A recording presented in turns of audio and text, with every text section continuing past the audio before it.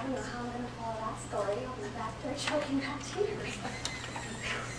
Well, I'm here tonight to talk about trees. It's a little bit happier. And I know you guys are facing some very important decisions tonight on funding, so thank you for allowing me to be here to talk about trees.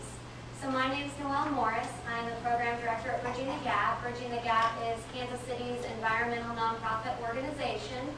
We've been around for about 20 years, and we educate people about sustainability issues. We have about a dozen programs, everything from hosting the city's recycling centers to removing invasive species in Kansas City's redwood wildlands. We also have business programs where we teach businesses how to recycle, how to manage their waste more effectively. And tonight what I'm here to talk about is our Heartland Tree Alliance program, which basically is what the name implies. We teach citizens how to protect and care for our urban forest canopy, which is so important. So tonight I was supposed to present a project that was going to repopulate or reforest one section of land along Benton Boulevard, but our partner, the City of Kansas City, Missouri, told me on Tuesday that they were going to pull that site. So instead tonight we're going to talk about another project at the Crossroads. So it's equally as important, but just a little shift of location. So I have a short video to show you, and I hope you enjoy it.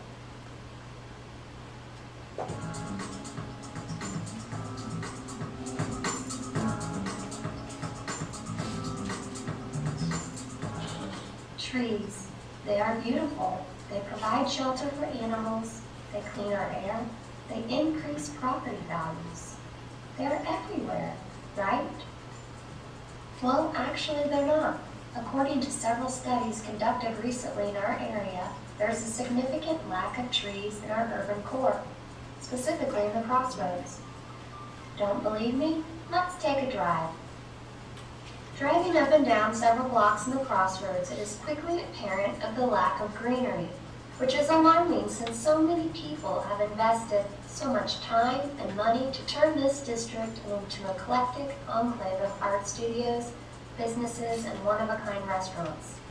Currently, Bridging the Gap's Heartland Tree Alliance program is undertaking a pilot program to green the Crossroads. The demolition occurred several days ago, and volunteers will be planting 21 trees this coming Wednesday. It is a first-of-its-kind project in Kansas City because we've inspired businesses along one block to become tree stewards. Here's Dominique Davison, principal of Davison Architecture and Design, to speak more about the Crossroads project.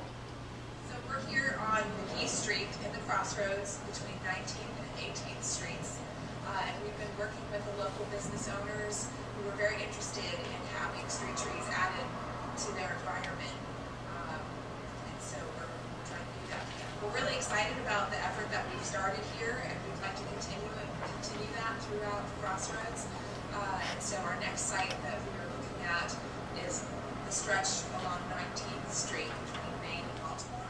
The families or individuals in the Impact KC group have an incredible opportunity to fulfill your mission through Bridging the Gap. We would like to offer each partner the bonus of selecting a tree from a list approved for planting downtown. That's right, you'll be able to visit the tree you selected, watch it grow, and impact the area for generations. The eclectic and enlightened nature of the Crossroads will be reflected in your diverse tree species choices. With your help, we can plant 20 trees. There's a real lack of street trees in the Crossroads, so we're looking in our incremental way to change that. We love it if Impact KC can help us with that effort.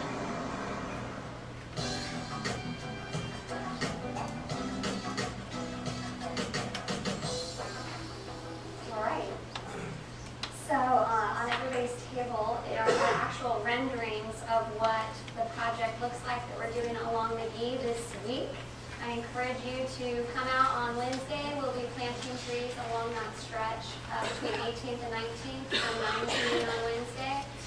What we're asking for Impact KC is to fund phase 2 of that, which would be along Baltimore Avenue. And you may ask, why can't the business owners plant their own trees? Well, it doesn't work like that. This property is owned by the city, and the city makes all decisions that affect their right-of-way areas. So Heartland Tree Alliance and Bridging the Gap actually bridges the gap between the businesses and the city, and we're able to help these businesses get trees where currently there are none. And Dominique, that you saw in the video there, she and I literally walked up and down and met with every business along McGee and encouraged them to become stewards, to adopt the trees. That's extremely important when you're planting at any location, not only in a park-like setting, but specifically in downtown, because the trees have to be watered every single week. So we need businesses to adopt the trees and maintain a watering commitment, and the watering commitment is 2 years. So if you look at the front page of this, all of the businesses represented there have done that commitment, and it's incredible. And it's a really great project that we've been able to do. We're hoping that you help us extend that into phase 2 this coming spring. Any questions? Yes. Who's providing the funding for phase 1? Phase 1, it lists there on the front that we received funding from PIAC, and then we also received private funding from Cargill. And then Davison Architecture and Design and another architect has donated about 100 hours building the plans, putting together the renderings, and helping contact the businesses. Can you tell people what TIAC is and what they're doing? Oh, goodness. Tell me if I'm wrong. PIAC stands for Public Improvement Advisory Council, and that is, it's basically, I hope I don't get this wrong, funding that you apply to. It's a grant process that the city funds projects within the city. Yes?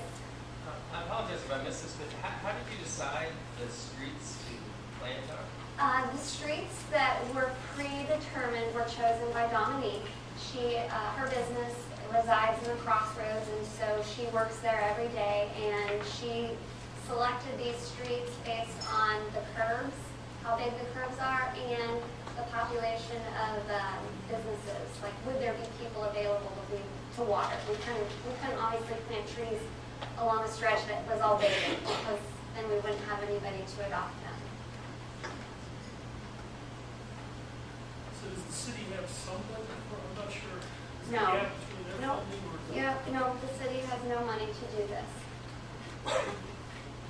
And in fact, when I applied for the PIAC funding, we had to go to, I have 30 seconds, we had to go around to various community councils and present our idea, and everybody said, no, do not apply, you're not going to get it. I applied anyway, and we got it, so.